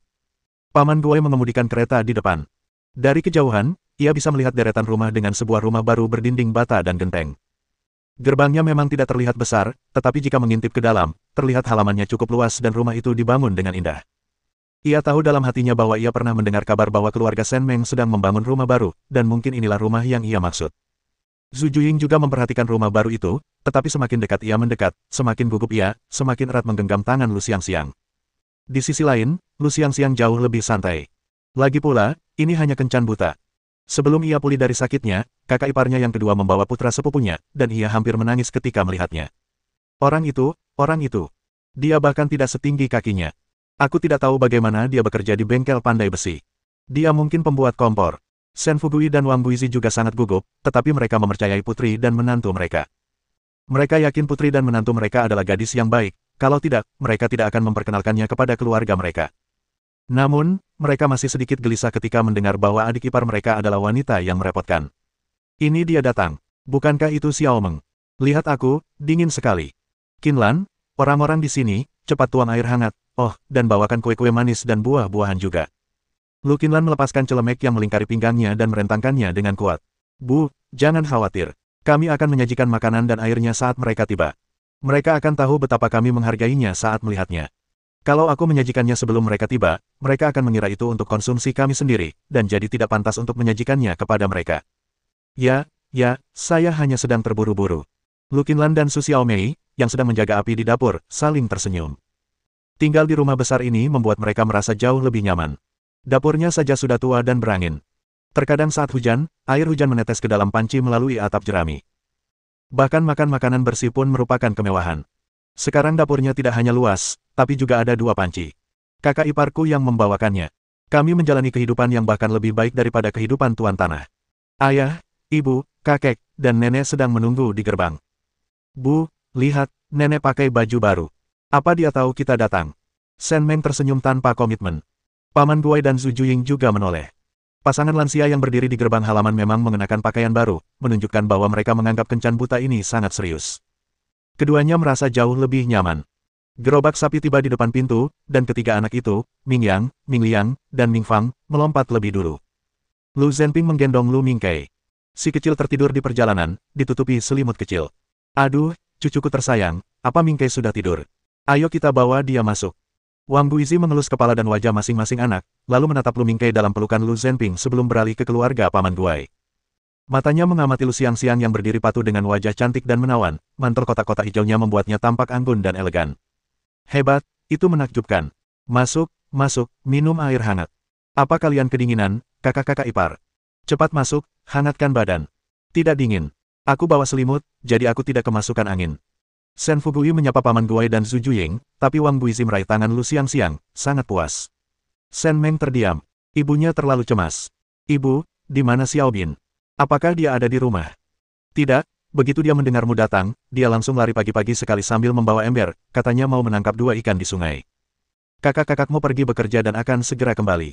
Meskipun dia mencoba memulai percakapan, matanya tertuju pada Lu Xiangxiang, yang tersipu malu dan menatap Shen Meng dengan ekspresi memohon. Bu, jangan menakuti Xiangxiang. Kami semua di sini, kami tidak akan tiba-tiba kabur, jadi jangan terlalu gugup. Ah, ya, ayo, Nona, duduklah. Qinlan Xiaomei, jangan sibuk lagi, kemarilah untuk mengobrol. Mengapa? Lu Qinlan dan Su Xiaomei diam-diam melirik Lu Xiangxiang beberapa kali setelah ia memasuki ruangan. Kini setelah mereka lebih dekat, mereka pun merasa puas. Meskipun Lu Xiangxiang tidak secerah dan secantik gadis sebelumnya, ia memiliki kecantikan yang berbeda. Keduanya sama-sama bagus. Paman, Bibi, tolong ambilkan air hangat, baunya harum. Teh jujube ini diseduh pagi ini, sangat baik untuk kesehatanmu jika diminum hari ini. Ayo, ini kue manisan buah yang dibeli kakakku dari komune tadi pagi, coba cicipi. Paman Guai dan Bibi Juying memegang cangkir enamel mereka, hati mereka dipenuhi kehangatan. Pola pikir Lu Xiangxiang juga telah banyak berubah. Awalnya, ia takut kakak iparnya yang kedua akan membuat masalah lagi dan mempersulit keluarganya, tetapi ia tidak bisa menolak Shen Meng. Jadi, ia terpaksa menerima tawaran itu. Sebenarnya, ia sudah putus asa untuk menikah. Namun, ia tidak menyangka keluarga kakak iparnya akan begitu baik. Dengan suara keras, gerbang halaman didorong terbuka, menghentikan percakapan yang sedang berlangsung di dalam rumah, dan semua orang melihat ke arah gerbang. Shen Xiaobin membawa ember, celananya masih setengah basah. Ketika melihat gerobak sapi di pintu, ia tahu bahwa adik perempuan dan iparnya telah kembali. Ia sangat gembira dan langsung masuk ke ruang utama sambil membawa ember. Kakak ipar, kamu di sini. Lihat, aku baru saja menangkap ikan besar dari sungai, dan seekor kalajengking juga. Lihat. Melihat begitu banyak orang di ruangan itu, termasuk beberapa orang asing, ia tiba-tiba menyadari bahwa ia seharusnya dijodohkan untuk kencan buta hari ini. Matanya mengamati ruangan dan kemudian tertuju pada Lu Xiangxiang. Saat itu, Lu Xiangxiang juga menatapnya. Mereka berdua saling berpandangan, tersipu, lalu mengalihkan pandangan. Dasar bocah nakal, sudah kubilang berkali-kali untuk pulang cepat, tapi kamu malah pulang larut malam. Lihat dirimu, cepat ganti bajumu. Mengapa? Shen Xiaobin menjawab dengan bingung, berbalik dan lari, tetapi kembali beberapa langkah kemudian dan mengambil ember itu. Wang Guizi merasa sangat malu, dan takut keluarga Lu Xiangxiang akan memandang rendah putranya yang bodoh. Wah, hehe, anak ini senang sekali melihat kakak dan iparnya, jangan tersinggung ya, kak. Seperti Lu Xiangxiang, Zhu Juying bertemu dengan putra sepupu Huang Maochun. Kini, menatap Shen Xiaobin yang tinggi dan tampan, ia tak bisa menahan rasa kecewa. Sambil memandangi halaman yang indah, ia melirik rumah yang pernah dikunjungi Shen Xiaobin, dan menyadari bahwa pintu masuknya lebih besar daripada rumah-rumah lain, yang membuatnya semakin puas. Apa yang aneh? Bukan apa-apa, sama sekali bukan apa-apa. Aku cuma senang bisa bertemu adik perempuan dan iparku. Aku mengerti. Wang Buizi menghela napas lega saat melihatnya seperti itu. Shen Meng dan Lu Zhenping nyaris tak bersuara, membiarkan para tetua mengobrol dan bertanya tentang satu sama lain. Mereka memang membawa orang itu, tetapi mereka tak mau mengurus sisanya. Ia menendang Lu Zhenping. Bersihkan ikannya. Aku akan merebusnya sebentar. Kelihatannya cukup besar. Bagus. Setelah beberapa saat, Shen Xiaobin selesai bersiap-siap dan menghampiri. Jika kita abaikan langkahnya yang goyah dan wajahnya yang memerah, ia sebenarnya terlihat sangat mengesankan. Bab 127. Zhu Juying dan Paman Guai bertukar pandang dan mengangguk puas. Anak itu tampak seperti Shen Meng. Meskipun ia setahun lebih muda dari Xiangxiang, usia mereka hampir sama. Lagi pula, dengan Shen Meng sebagai kakak iparnya, bagaimana mungkin putrinya bisa menderita? Mereka berdua berbincang sambil melirik kedua anak itu. Lu Xiangxiang tersipu di bawah tatapan Shen Meng dan terus meliriknya, berharap dia bisa menyelamatkannya. Untungnya, Lu Zhenping telah selesai membersihkan kedua ikan itu. Ia melambaikan tangan kepada Shen Meng, dan Lu Xiangxiang memanfaatkan kesempatan itu. Ketika Shen Meng berdiri, ia pun berdiri, meraih lengannya, dan meninggalkan ruang utama. Kakak ipar Meng, aku akan pergi bersamamu. Shen Meng melirik ke belakangnya, lalu berbisik, lihatlah dirimu, meskipun kamu tidak di sini untuk berjodoh, kamu tetaplah adik Zhenping. Sebaiknya kamu tinggal di rumah dan istirahat saja. Kamu tidak perlu bekerja. Aku merasa tidak nyaman, kakak ipar. Kamu tidak melihat bagaimana orang tuaku menatapku. Aku takut hanya dengan melihat mereka. Lu Qinlan dan Su Xiaomei saling menyapa dan keluar, sambil memanggil Shen Xiaobin juga. Xiaobin, pergi ambilkan 2 ember air lagi untuk kakak iparmu, dan bantu mencuci sayuran. Kakakmu dan yang lainnya akan segera kembali, lalu kita bisa makan malam. Oke. Jawabnya, lalu berbalik ke arah Paman Guai dan Zhu Juying dan berkata, Paman, Bibi, aku keluar dulu. Kalian bisa bicara dengan ayah dan ibu nanti. Sangat-sangat. Paman Guai adalah orang pertama yang setuju, dan keempat lelaki tua itu saling memandang, memahami situasi. Kepuasan mereka belum cukup. Kedua adiknya perlu berbicara dan saling mengenal sebelum mereka dapat memutuskan apakah pernikahan mereka akan dilangsungkan. Setelah Shen Xiaobin pergi, ia pergi ke dapur untuk mengambil ember, tetapi ketika ia melihat dua ember penuh air dan kemudian pada Lu Qinlan, ia dipenuhi dengan pertanyaan. Bocah bodoh, apa kau benar-benar berpikir kakak iparmu menyuruhmu mengambil air? Ayo ambil beberapa kentang. Siang-siang sedang mencuci daun bawang dan jahe. Kalian berdua bisa bantu. Kerja sama tim membuat mimpi jadi kenyataan. Shen Xiaobin. Tidak perlu bantuan, pekerjaan seperti ini tidak melelahkan jika dilakukan satu orang. Setelah membersihkan ikan, Lu Zhenping pergi keluar. Xiao He mengajak beberapa anak bermain, dan ia harus bergegas membawa anak-anak pulang agar waktunya makan. Lu Qinlan memperhatikan Shen Meng memasak sambil menyalakan kompor. Ia menuangkan minyak rapesit ke dalam panci, memanaskannya, lalu menggoreng dua ikan yang telah dilumuri telur dan tepung berulang kali. Tanpa menambahkan bumbu apapun, aromanya sudah menggugah selera. Aku tahu Xiaobin sedang memancing. Dia jelas-jelas menunggu Xiao Meng pulang supaya bisa makan enak, hahaha. Benar. Logikanya, karena Xiao Meng sedang mengunjungi kerabat, kita seharusnya tidak perlu repot-repot seperti itu. Seharusnya kita yang memasak. Tapi lihat rasanya, aku tidak bisa membuatnya seperti ini. Su Xiaomei menguleni adonan di talenan untuk membuat roti kukus sambil mengobrol dengan semua orang. Shen Meng sudah selesai menggoreng ikan dan membutuhkan daun bawang, jahe, dan kentang, tetapi Shen Xiaobin selalu terlambat. Lu Qinlan tertawa dan berkata, jangan menunggu, ada beberapa yang sudah jadi di keranjang kecil itu, sudah dipotong-potong, kamu bisa langsung menggunakannya. Apakah kakak iparmu sudah tahu sejak lama bahwa si bodoh ini tidak akan kembali setelah dia pergi? Tentu saja, aku suka siang-siang, apalagi Xiaobin. Gadis ini bisa diandalkan dan sepertinya dia bagian dari keluarga kami. Kalau ini bisa dilakukan, orang tuaku akhirnya bisa tenang. Shen Meng menaburkan daun bawang dan jahe ke dalam panci, lalu menambahkan cabai merah cincang dan potongan kentang, bersama sedikit garam dan kecap asin. Setelah menumis beberapa detik, ia menambahkan ikan goreng, 2 sendok air, dan jamur kering yang telah direndam. Setelah menutup panci, barulah ia menatap Lu Qinlan. Kakak ipar, aku tidak tahu apakah kekhawatiran orang tua kita bisa diatasi, tapi aku bisa menyembuhkan kekhawatiranmu hari ini. Lu Qinlan tertegun sejenak, menatap Shen Meng dengan bingung. Kakak ketiga Zhenping, Jia Seng, adalah seorang tukang kayu. Majikannya sudah tua dan belum banyak bekerja selama 2 tahun terakhir. Ketika ada pekerjaan, pekerjaan itu diperkenalkan kepadanya. Setiap kali ada pekerjaan pertukangan di desa atau komune, mereka akan mencarinya. Di luar musim, dia juga akan bekerja di tambang. Penghasilannya cukup banyak dalam setahun. Sebelum keluarga terpecah, semua uang diberikan kepada mertua saya. Sekarang setelah keluarga terpecah, dia bisa menyimpan apapun penghasilannya. Zhenping dan saya pikir sudah saatnya Xiaolong belajar keterampilan. Kami sudah membicarakannya dengan Jia Seng. Idenya adalah dia akan tinggal dan makan di rumahnya selama 3 tahun sebagai magang, dan semua uang yang dia hasilkan akan diberikan kepada majikannya. Ini adalah aturan dalam pekerjaan mereka. Setelah dia selesai belajar, Xiaolong akan menyimpan semua uang yang dia hasilkan. Dia terampil, dan kami semua adalah saudara. Dia pasti akan mengajari Xiaolong dengan baik.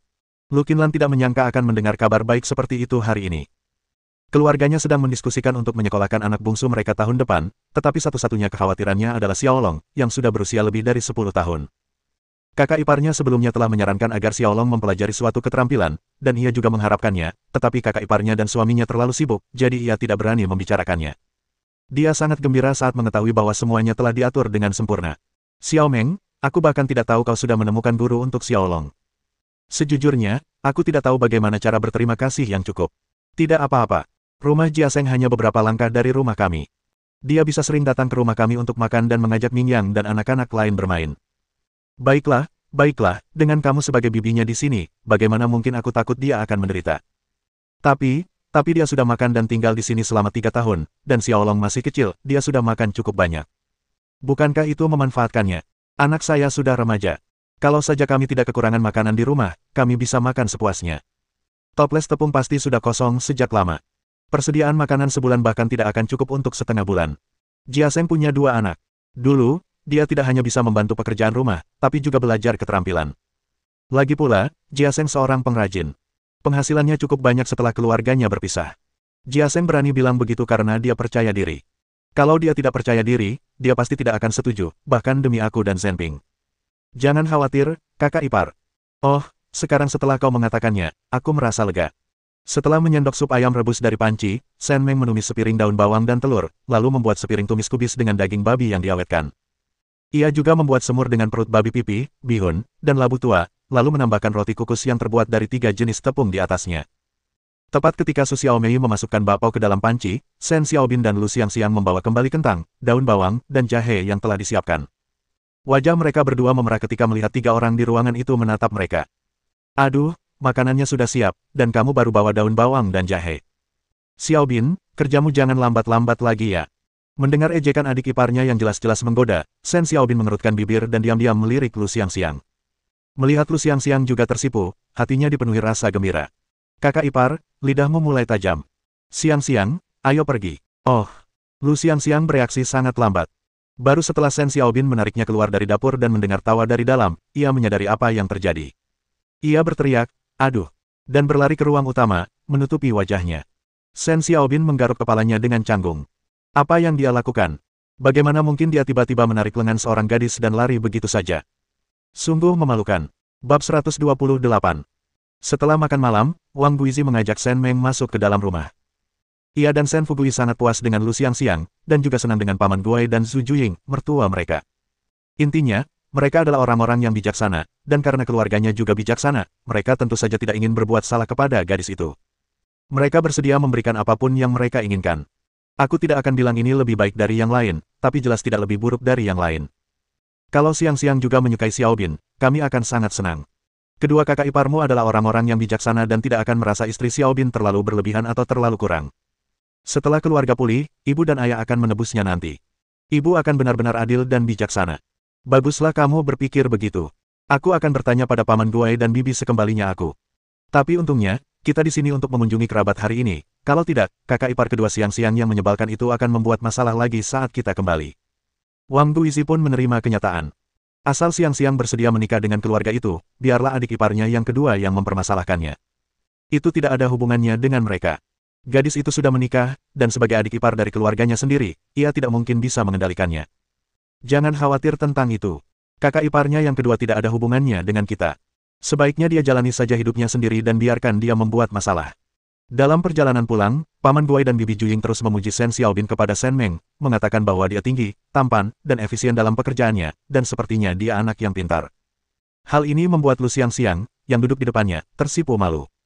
Bagaimana, Xiangxiang? Bagaimana menurutmu tentang Xiaobin? Kalau menurutmu dia baik-baik saja, cobalah untuk mengenalnya lebih baik. Tidak perlu terburu-buru bertunangan atau semacamnya. Kamu harus lihat dulu apakah orang ini cocok denganmu. Lu Xiangxiang mengerutkan bibir dan mengangguk pelan. Ia tidak begitu mengerti apa yang dimaksud Suster Meng, tetapi ia tidak terburu-buru untuk menikah. Shen Xiaobin memang pria yang baik, bahkan lebih baik dari tunangannya sebelumnya, terutama dengan Suster Meng, seorang wanita dewasa, di sisinya. Ia telah mendengar apa yang dikatakan Suster Qinlan dan Suster Xiaomei. Nenek Wang adalah ibu mertua yang baik hati dan langka. Setelah tahun baru, pasangan tua itu masih membiayai sekolah anak-anak mereka. Setiap kali tim produksi membagikan bonus kerja, ia akan memberikan masing-masing anak 2 sen uang saku terlebih dahulu, lalu membagikannya kepada putra-putranya yang sudah menikah. Meskipun sebagian besar uangnya diambil, uang yang dibagikan cukup untuk membeli beberapa keperluan. Jika mereka kembali ke rumah orang tua untuk mengunjungi kerabat, ia juga akan membantu mengurusnya. Keluarga seperti itu sulit ditemukan bahkan dengan lentera sekalipun, dan ia merasa puas. Ia tidak peduli dengan hal lain, hanya Shen Meng sebagai saudara iparnya yang membuat semuanya berharga. Aduh, bagaimana mungkin kita tidak cemas? Kudengar dari ibumu bahwa gadis yang ditunangkan Xiaobin masih ingin bersamanya. Dia terus mendesak Mak Comblang untuk datang dan memohon padanya setiap beberapa hari. Jadi Xiaobin sudah tidak punya perasaan lagi padanya, dan dia benar-benar melupakan gadis itu. Apa yang harus dilupakan? Dia tidak mau, dan tidak ada yang memaksanya. Bibi Juying, selain dari semua itu, gadis itu bahkan lebih cakap daripada Huang Maochun. Di keluargamu, hanya Huang Maochun yang cakap, tapi gadis itu, selain dia, seluruh keluarga juga cakap. Jika Xiaobin masih setuju, dia akan meninggalkan orang tua, saudara laki-laki, dan saudara perempuannya sendiri untuk menjadi menantu orang lain. Karena orang tuaku tidak akan mengakuinya lagi, begitu pula aku. Melihat situasi saat ini saja, aku bisa membayangkan betapa kacaunya keadaan di masa depan. Jika dia masih mau, berarti dia sudah gila. Bibi Juying tak bersuara, menatap pegunungan di kejauhan, pikirannya melayang. Dulu, saat Lu Xingchang dan Huang Maochun bertunangan, ia pikir semuanya baik-baik saja, tetapi kenyataannya tak pernah berjalan mulus. Ia dan suaminya pergi ke rumah Huang Maochun 4 atau 5 kali, setiap kali membawa tas-tas besar berisi hadiah. Ketika tanggal pertunangan ditentukan, percikan api dari petasan menerangi separuh gunung. Rasanya Tuhan pun mencoba menghentikan mereka. Seandainya Tuhan lebih bijaksana saat itu, keluarga mereka tak akan mempermalukan diri sendiri setiap hari. Setelah Shen Meng selesai berbicara, suasana tiba-tiba menjadi dingin. Lu Xiangxiang ragu sejenak, lalu menatap ibunya dan berkata kepada Shen Meng, kakak ipar Meng, kurasa kau benar. Xiao Bin bilang dia tidak punya perasaan apa-apa terhadap gadis itu. Mereka bertunangan setelah hanya bertemu beberapa kali, itulah sebabnya hubungan mereka berakhir buruk. Kami berdua berpikir sebaiknya diam saja untuk saat ini dan melihat bagaimana keadaannya nanti, seperti katamu. Baiklah, begitulah seharusnya kita berpikir. Bibi Juying, kalau boleh aku mengatakan sesuatu yang tidak seharusnya, demi keluargamu, sebaiknya kau cepat-cepat membagi harta keluarga. Pagi ini aku melihat Suster Jinzu dan Tianmi tampak sangat lesu, dan aku khawatir mereka merasa sangat dirugikan. Sejujurnya, Xiao Meng, aku sudah bicara dengan kepala desa dan sekretaris partai tentang hal ini. Kami akan mengurus pembagian keluarga setelah kami kembali. Kami akan menyetujui permintaan apapun, asalkan memungkinkan kami untuk berpisah dan hidup mandiri. Lu Zhenping melirik Shen Meng, yang berpura-pura tidak melihat tatapan curiganya. Shen Meng juga sedang merencanakan untuk pergi lebih awal. Terlepas dari apakah Shen Xiaobin dan Lu Xiangxiang bisa bersama, membiarkan Paman Gui berpisah dari keluarga adalah hal yang baik. 2 hari berlalu. Siang itu, Shen Meng sedang merajut syal di pintu masuk ruang utama, sesekali melirik anak-anak yang sedang mengerjakan PR. Lu Zhenping sedang memasak ketika gerbang halaman ditendang hingga terbuka dengan keras, dan ibu si penderita kusta menyeret Daisy masuk. Bajingan-bajingan tak berperasaan dan berhati hitam, apa kalian buta? Beraninya kalian menindas cucu kesayanganku seperti ini. Kalian bajingan tak berguna, aku akan memberimu pelajaran hari ini, dasar bajingan. Sambil berbicara, Ibu Laizi mengangkat tongkat kayu di tangannya dan bergegas ke ruang utama, seolah ingin memukul Mingyang. Ketiga anak itu langsung berdiri dan berlari keluar dengan cepat, gerakan mereka secepat kilat, yang membuat Ibu Laizi tertegun sejenak. Mereka kini berolahraga bersama Lu Zhenping setiap pagi, dan dengan makanan serta minuman yang disediakan keluarga, kondisi tubuh mereka sangat prima. Lari. Aku akan membiarkanmu lari. Bibi, apa yang Bibi lakukan? Bukankah wajar kalau anak-anak berkelahi dan bermain-main? Kenapa Bibi menganggapnya begitu serius? Terakhir kali, Mingkeiku diganggu Daisy, dan kami tidak mempermasalahkannya. Bibi keterlaluan. Shen Meng berdiri dengan tangan terentang di depan ketiga anak itu. Mingkei berjongkok sendirian di dinding, tak bergerak sedikit pun. Tepat saat Ibu Laizi hendak menghampiri Shen Meng, ia tiba-tiba melemparkan kerikil ke arahnya, yang mengenai dagu Ibu Laizi. Aduh, Ibu, bajingan kecil, beraninya kau memukulku. Akan kutampar wajahmu sampai memar dan babak belur. Aduh, dasar bajingan. Kau membuatku menderita sendirian. Aku tidak akan hidup lagi. Aku akan pergi ke dunia bawah agar kau tidak merasa damai. Lu Mingkei duduk di tanah, menepuk pahanya dan melambaikan kain di tangannya, menangis dan bernyanyi tanpa henti. Shen Meng, 3 anak kecil. Bahkan ibu si penderita kusta pun tertegun lama oleh kata-katanya. Itu juga salah Shen Meng. Beberapa hari yang lalu, seorang lelaki tua meninggal di desa keluarga Lu. Keluarga itu bahkan menyewa sebuah grup musik suona. Shen Meng penasaran dan mengajak Lu Mingkei ke sana. Si kecil tak hanya teringat akan keunikan grup musik suona itu, tetapi juga teringat tangisan dan nyanyian wanita tua itu. Suatu hari, Shen Meng sedang tidur nyenyak ketika tiba-tiba ia merasakan hidungnya gatal. Ketika ia membuka matanya, yang ia lihat hanyalah putih. Di sampingnya, putra kesayangannya menangis dan bernyanyi dengan sedih. Matahari hari itu sangat terik, dan Lu Zhenping memukul pantat Lu Mingkei dengan kekuatan luar biasa, membuat tangisan Lu Mingkei menjadi sangat keras. Bab 129. Ibu si penderita kusta sangat marah. Daisy berdiri di halaman dengan wajah memar dan bengkak. Ketika melihat Lu Mingyang menatapnya, ia begitu ketakutan hingga berbalik dan mencoba melarikan diri. Namun ketika orang tuanya muncul di pintu, ia kembali tegar. Lu Zhenping keluar dari dapur, memegang pisau tajam di tangannya.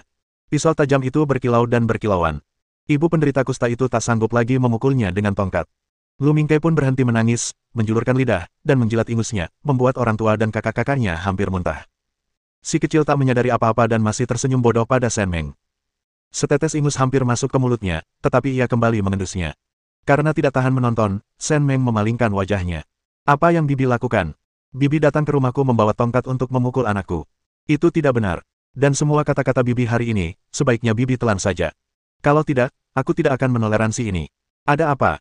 Ada apa? Apa yang bisa kau lakukan padaku kalau kau tidak setuju? Kau bisa membunuhku atau apa? Biar ku katakan saja, anakmu lah yang menindas cucuku. Kau harus memberiku penjelasan, atau aku tidak akan pergi. Lu Zhenping menatap Laizi, menimbang pisau dapur di tangannya, lalu mencibir, istriku baru saja bilang kalau anak-anak berkelahi dan bermain itu hal yang wajar. Bukankah kau juga bilang begitu waktu itu? Apa, sekarang giliran keluargamu, ini bukan masalah kecil. Setelah bereaksi sejenak, wanita penderita kusta itu tersenyum penuh arti kepada Lu Zhenping. Oh, sudah kuduga. Kenapa istrimu bilang begitu, dan kau juga bilang begitu? Jelas kau belum melupakan kejadian terakhir, dan kau mencari kesempatan agar anakmu menghajar cucuku. Kalau tidak, kenapa Daisyku dipukuli, dan kenapa batu dan pispot Daisy juga dipukuli? Ternyata kau sudah menunggu ini sejak lama. Begini, nak, nenek ini tidak takut apapun. Kalau kau tidak memberiku penjelasan hari ini, masalah ini tidak akan selesai dengan damai. Mata lelaki botak itu bergerak cepat, lalu dia terjatuh ke tanah. Benar, nenek itu benar. Lihat cucuku, dia dipukuli sampai babak belur. Kita harus membayarnya, dan memberinya gandum. Kalau kita tidak membayar, seluruh keluarga kita akan berhenti memukulinya. Lai Zi, dengan wajah penuh keangkuhan, menatap Yusueli yang lemah lembut dan kedua gadis yang dipeluknya, lalu mendorongnya menjauh. Bicaralah. Putramu dipukuli seperti ini, apa kau bisu? Kau bahkan tidak bisa kentut. Kemarilah. Istri si penderita kusta itu tersandung dan hampir jatuh, dan kedua gadis itu bersembunyi di belakangnya karena ketakutan. Ia membawa kedua anaknya ke sisi Daisy, tetapi tidak berkata apa-apa atau menghibur Daisy. Ia hanya berdiri di sana tanpa ekspresi, yang membuat Lai Zi begitu marah hingga hampir menendangnya. Lu Zhenping mengangkat alis, mengabaikan kata-kata dan hinaan mereka, lalu kembali ke dapur untuk melanjutkan memasak. Shen Meng akhirnya menemukan kain untuk menyeka air mata dan ingus di wajah Lu Mingkai. Memanfaatkan kebuntuan itu, Lu Mingliang berlari keluar. Tak lama kemudian, mereka tiba bersama Liu Sanjin dan Lu Changzu, diikuti oleh Wu Xianglan dan Lu Jiahe. Lu Changzu hanya ingin menyingkirkan keluarga Lai Zi agar mereka tidak mengganggu kehidupan keluarga putranya. Hubungannya dengan Lu Zhenping telah menjadi sangat jauh. Liu Sanjin dan kawan-kawan enggan mengeluarkan uang pensiun bulanan mereka, karena hal itu berkaitan dengan apakah mereka bisa makan daging di meja makan secara teratur. Shen Meng, menggendong Lu Mingkai, menyaksikan kedua belah pihak mulai berdebat. Liu Sanjin bahkan belum memasuki halaman. Ia masih menggunakan kruknya. Sebelum ia sempat melihat siapapun, ia melempar kruknya dan mulai memukul pahanya sambil melolong di pintu. Wu Xianglan menarik istri dan dua pelayan Lai Zi, lalu menyeret mereka keluar dari halaman. Lu Jiahe menghadang Lai Zi, dan keduanya langsung berkelahi. Melihat Lu Jiahe telah bekerja keras selama bertahun-tahun, Lai Zi bukanlah tandingannya. Lu Changzu mencengkeram kera ayah Lai Zi dan menyeretnya keluar. Tak lama kemudian, hanya ibu Lai Zi dan De Zi yang tersisa di halaman. Sebelum Lu Mingyang sempat bergerak, De Zi berlari keluar, takut ia juga akan dipukuli. Liu Sanjin adalah seorang penyanyi dan penulis lagu berbakat. Ia dengan berlinang air mata menceritakan perbuatan jahat keluarga Lai Zi. Tentu saja, bukan hanya keluarga Lu Zhenping yang menderita. Yang lain juga. Tak lama kemudian, keluarga itu pun pergi. Liu Sanjin menyeka air matanya, masih ingin masuk dan mengakui kesalahannya pada Lu Zhenping, tetapi Lu Changzu menangkapnya dan menyeretnya pergi. Wu Xianglan berdiri di pintu, ragu untuk pergi. Hubungannya dengan Shen Meng sebelumnya buruk, sering bertengkar dan berdebat, tetapi Shen Meng sekarang berbeda. Ia mendengar dari Jiao-Jiao bahwa Shen Meng sedang mencari pekerjaan di sebuah pabrik tekstil. Dengan Lu Zhenping sebagai dermawannya, Shen Meng tidak pernah kekurangan uang. Dia satu-satunya orang di keluarga Lu yang tidak punya apa-apa. Dia punya ide untuk berbicara dengan Shen Meng, dan karena dia telah membantu keluarga Shen Meng hari ini, seharusnya dialah yang berterima kasih. Dia menunggu cukup lama namun tak seorang pun datang, sehingga dia akhirnya mendekati Shen Meng. Kakak ipar, aku sibuk. Hei, Xianglan, terima kasih padamu hari ini. Kalau tidak, keluarga Lai tidak akan bisa pergi secepat ini. Wu Xianglan menggosok-gosokkan kedua tangannya dan duduk di sebelahnya, sementara si penyanjung tersenyum. Tidak, kita semua keluarga di sini. Bukankah ini yang seharusnya kita lakukan? Keluarga bajingan itu selalu mencari masalah. Mereka mungkin datang ke sini hari ini untuk memeras kita. Aku senang kalian semua baik-baik saja, kakak ipar. Shen Meng memainkan jari-jari Lu Mingkai, lalu meninggalkan Mingyang dan anak-anak lainnya. Ia tahu Wu Xianglan ingin mengatakan sesuatu. Kakak ipar, ku dengar kau punya tempat untuk buruh pabrik tekstil. Bisakah kau memberikannya padaku? Aku tidak akan mengambilnya secara cuma-cuma. Aku akan memberimu setengah dari gajiku sebulan, oke? Tidak, aku hanya butuh sebagian kecil. Kau boleh ambil sisanya. Mulai sekarang, telepon saja aku, dan aku akan menuruti apapun yang kau katakan. Aku salah sebelumnya. Seharusnya aku tidak berdebat denganmu. Ini semua salahku, kakak ipar. Suamiku tidak berguna. Dia menghabiskan semua uangnya. Orang tuaku seperti itu, dan kedua anakku sungguh menyedihkan. Kakak ipar, bisakah kau berbaik hati dan memberiku tempat itu? Adikku seorang perwira di militer. Dia tidak kekurangan uang. Kau bisa tinggal di rumah dan menikmati hidupmu. Kau tidak perlu bekerja keras, kan? Ini semua yang diajarkan Zhou Jiao-Jiao padamu, kan? Xianglan, sebagai kakak iparmu, aku sungguh tidak ingin kau tertipu. Istri kakak keempatmu mengirimmu untuk mencariku. Sebenarnya, dia juga punya lowongan untuk pekerja pabrik tekstil. Kalau kau tidak percaya, kau bisa tanya kakak tertuamu. Dia tentara dan tidak akan pernah berbohong. Wu Xianglan tercengang ketika mendengar Shen Meng mengatakan ini. Ketika dia bertanya kepada Zhou Jiao-Jiao, dia tidak memberitahunya bahwa dia juga punya tempat. Pemberitahuan itu tidak mencantumkan nama asli. Kalian tinggal bersama, jadi kalian bisa mencarinya kalau sempat. Ada hal lain yang baru ku ketahui. Jiahe sepertinya punya kekasih di luar sana. Jiao-Jiao sudah memberitahuku. Aku takut kau tidak sanggup, jadi aku tidak berani memberitahumu. Tapi melihat betapa kau telah membantuku hari ini, aku sungguh tidak tega melihatmu ditipu. Xianglan, jangan beritahu siapapun. Katakan saja aku sudah memberitahumu, atau Jiao Jiao akan menjauh dariku, apalagi wanita itu adalah teman baik Jiao Jiao dari desa kita, Liu Sukin. Wu Xianglan melompat berdiri, wajahnya pucat pasi, menatap Shen Meng dengan tak percaya. Bab 130. Shen Meng menyaksikan Wu Xianglan terhuyung keluar, dan dia hanya mendengus dingin, penuh harap menyaksikan mereka berbalik dan bertarung seperti anjing. Setelah terjadi keributan di rumah, Ming Yang menyapu halaman dengan sapu, sementara Ming Liang membawa baskom berisi air dan bersama Ming Fang, menyiramkan air ke sekeliling halaman. Penghinaan terhadap keluarga penderita kusta itu terlihat jelas. Lu Zhenping sedang menyiapkan makan siang. Entah bagaimana ia berhasil mendapatkan beberapa belut dan menawarkan diri untuk membuat mie belut. Shen Meng tidak suka makanan seperti ini, jadi Lu Zhenping memasak hidangan terpisah untuknya, memanaskan 2 bakpao, dan membuat sup bakso lobak. Sebelum mereka selesai makan, mereka mendengar suara-suara di luar lagi. Shen Meng tahu apa yang sedang terjadi, dan dengan senang hati mengajak Lu Mingkei keluar untuk menyaksikan keseruannya. Si kecil masih linglung ketika dibawa pergi, mulutnya masih penuh, dan tangannya berminyak. Ia meletakkan tangannya di bahu Shen Meng, membuat minyak mengotori pakaiannya. Dengan kegembiraan di depannya, dia tidak ingin memperhatikan detail-detail ini.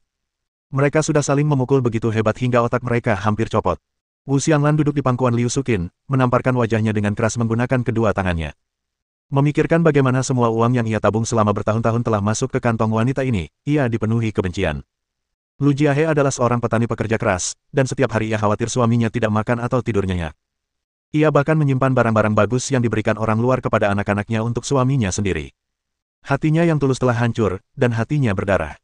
Dasar jalang yang sudah ditunggangi 1000 pria dan 1000 pria, kau ingin sekali dipukuli hari ini, akan kuberi pelajaran. Berani merayu lelakiku, akan kuhajar kau sampai mati hari ini. Wu Xianglan, dasar brengsek, beraninya kau memukulku. Aku punya keluarga, beraninya kau memfitnahku. Ini keterlaluan. Ini keterlaluan. Tolong. Seseorang dipukuli sampai mati. Menantu keluarga Lu akan memukuli seseorang sampai mati. Masih berani menyangkalnya. Masih berani menyangkalnya. Akan kutampar mulutmu sampai berdarah. Ketika Lu Jiahe berlari menghampiri, ia melihat wajah Liu Sukin yang memar dan bengkak, dan merasa sedikit kasihan padanya. Namun, karena terlalu banyak orang yang melihat, ia tidak bisa mengakui apapun meskipun ada sesuatu yang terjadi. Oleh karena itu, ia menarik Wu Xianglan pergi. Dia menoleh dan melotot tajam ke arahnya, lalu menamparkan wajahnya dengan keras. Aduh, itu sungguh sulit. Perasaan. Kelihatannya menyakitkan. Kerumunan ramai berdiskusi, tetapi tak seorang pun turun tangan untuk melerai perkelahian itu. Lagi pula, semua orang tahu kebenarannya. Mereka semua pernah basah kuyup, tetapi mereka hanya tidak berani mengungkapkannya. Kamu memukulku. Aku menghajarmu. Kenapa kamu tidak pulang untuk makan siang begini? Apa yang kamu lakukan sampai membuat onar di rumah orang? Sukin dan Mancang hidup rukun bersama. Kenapa kamu membuat keributan di rumah mereka dan menghajar mereka seperti ini? Dan apa yang kamu katakan? Bagaimana bisa kamu berkata begitu? Lu Jiahe praktis menggertakkan giginya saat mengucapkan kata-kata ini, dan ia bahkan mengancam Wu Xianglan dengan tatapan matanya agar segera kembali. Ia adalah pria yang sangat peduli dengan reputasinya, dan sekarang wanita ini membicarakannya di depan begitu banyak orang. Bagaimana mungkin ia bisa menghadapi siapapun lagi? Baiklah. Pelacur ini merayumu. Kalian berdua tidur bersama, berselingkuh, dan kau melampiaskannya padaku. Lu Jiahe, selama ini aku sudah melahirkan anak-anakmu, mencucikan bajumu, memasak untukmu. Jika ada barang bagus di rumah ini, bahkan permen kacang yang diberikan seseorang kepadaku, aku akan memberikannya kepadamu terlebih dahulu. Yongqiang dan Yongli tidak pernah memakai baju atau sepatu baru. Mereka selalu memungut barang-barang bekas. Ketika kakak iparku membagi harta keluarga, dia memberiku 5 yuan. Aku hanya ingin membeli kain untuk membuat jaket untuk anak-anak, dan kau bilang kau membutuhkannya, jadi aku memberikan semuanya kepadamu tanpa ragu. Sudah berapa kali aku menelantarkan anak-anak karenamu selama ini? Namun kau diam-diam memberikan semua uang, kupon, dan barang-barang bagus itu kepada wanita ini. Lu Jiahe, apa kau tidak punya hati sama sekali? Wah! Setelah bertahun-tahun menikah, Lu Jiahe sudah tidak lagi memiliki rasa sayang kepada Wu Xianglan, tetapi setelah mendengar hal ini, ia tetap merasa bersalah. Ia melunakkan sikapnya dan mengulurkan tangan untuk menarik Wu Xianglan, tetapi Wu Xianglan hanya menepisnya. Baiklah, Xianglan, jangan ribut. Ini rumah orang lain. Sekalipun kau punya masalah denganku, itu urusan kita berdua. Apa urusanmu dengan Sukin dan suaminya? Kenapa kau ribut di depan mereka? Ini merupakan contoh langka di mana Lu Jiahe menunjukkan sikap baik, tetapi Wu Xianglan menganggapnya sangat ironis. Apa perlu? Tentu saja perlu. Liu Sukin merayu suamiku dan mengambil semua barang kami. Apa kau pikir aku keterlaluan? Aku bodoh sekali. Aku tidak makan atau berpakaian dengan baik untuk diriku sendiri, dan aku telah membuat anakku menderita selama bertahun-tahun. Pada akhirnya, siapa yang diuntungkan? Wah, Lu Jiahe, bagaimana kau bisa melakukan ini pada kami bertiga? Apa kau dan Liu Sukin tidak takut tersambar petir? Jangan ngomongin omong kosong itu. Suamimu menghambur-hamburkan kekayaan keluarga, itu urusanmu, itu tidak ada hubungannya denganku. Kalau mau berkelahi, pulang saja ke rumahmu sendiri dan berkelahi. Bunuh satu orang dan selesaikan urusanmu. Jangan bikin masalah di rumahku, atau aku tidak akan membiarkanmu lolos begitu saja. Lagi pula, Wu Xianglan, kau harus membayar barang-barang yang kau rusak di rumahku hari ini, dan juga luka-luka yang kuderita. Kau akan membayar kaki nenekku, bajingan. Saat Wu Xianglan hendak menerkamnya, Lu Jiahe menangkapnya dan menariknya dengan paksa. Lu Changzu dan Liu Sanjin juga berlari menghampiri, diikuti oleh Zhou Jiaojiao. Mereka sudah diberitahu apa yang terjadi di sana, dan pasangan tua itu sangat malu hingga wajah mereka memerah. Mereka tidak ingin datang, tetapi mereka takut ada yang akan mati. Liang Mancang dulunya orang yang keras kepala. Jika putra kedua mereka benar-benar tidur dengan istri orang lain, kakinya pasti akan patah. Zhou Jiaojiao juga sama terkejutnya. Liu Sukin beberapa tahun lebih tua darinya dan berasal dari desa yang sama, dan telah merawatnya dengan baik setelah menikah dengan keluarga tersebut. Ia telah mengetahui perselingkuhan Liu Sukin dan Lu Jiahe secara tidak sengaja dan telah memperingatkan mereka. Mungkinkah mereka tertangkap basah di tempat tidur bersama di siang bolong? Wu Xianglan biasanya paling dekat dengan Zhou Jiaojiao. Dalam novel aslinya, setelah Zhou Jiaojiao sukses, ia juga membantu Lu Jiahe dan Wu Xianglan menjadi kaya. Dengan uang di tangan, ia dan Liu Sukin menjadi semakin tidak bermoral. Setiap kali Wu Xianglan merasa dirugikan atau terprovokasi, ia akan mengadu kepada Zhou Jiaojiao. Tanpa disadarinya, posisi Liu Sukin di hati Zhou Jiaojiao jauh lebih penting daripada posisi kakak iparnya yang kedua, yang tak berguna dan tak berotak. Shen Meng menyaksikan dengan gembira sambil menggendong anaknya. Alasan ia membawa Lu Mingkai keluar dari keempat anak itu adalah agar ia dapat melihat dengan jelas bahwa seluruh adegan ini dirancang olehnya, ibunya. Si kecil telah menderita begitu banyak ketidakadilan di tangan kedua keluarga mereka di masa lalunya, dan kini ia akhirnya membalasnya sedikit. Kakak ipar kedua, apa yang kau lakukan? Ini sangat memalukan. Kalau kau bicara soal kakak kedua dan adik Sukin seperti ini, bagaimana Yongqiang, Yongli, dan kedua anak dari kakak Sukin, serta kakak Mancang bisa hidup? Dengarkan aku, ayo kita segera pulang, oke. Istri anak kedua, apa yang kau lakukan? Kau mempermalukan keluarga Lu. Pulanglah sekarang juga, atau kau tidak akan pernah diizinkan masuk rumah lagi. Kau benar-benar membuat kekacauan, kakak kedua. Apa yang kau lakukan hanya berdiri di sana. Bawa istrimu pulang. Biasanya, Wu Xianglan akan mendengarkan apapun yang dikatakan Zhou Jiaojiao dan Wu Xianglan, tetapi hari ini, ketika Wu Xianglan melihat Zhou Jiaojiao, yang ada di pikirannya hanyalah kata-kata Shen Meng, Jiaojiao sudah tahu sejak awal, tetapi dia tidak memberitahunya. Sejak Zhou Jiaojiao, kakak iparnya, menikah dengan keluarga itu, ia selalu memperlakukannya dengan baik dan melindunginya dengan segala cara. Namun, ia tak pernah menyangka orang ini begitu tidak tahu berterima kasih, diam-diam menggigitnya begitu keras, meninggalkan luka berdarah. Sungguh kejam, terlalu kejam. Kemarin aku masuk angin dan harus cuti. Maaf banget. Bersambung.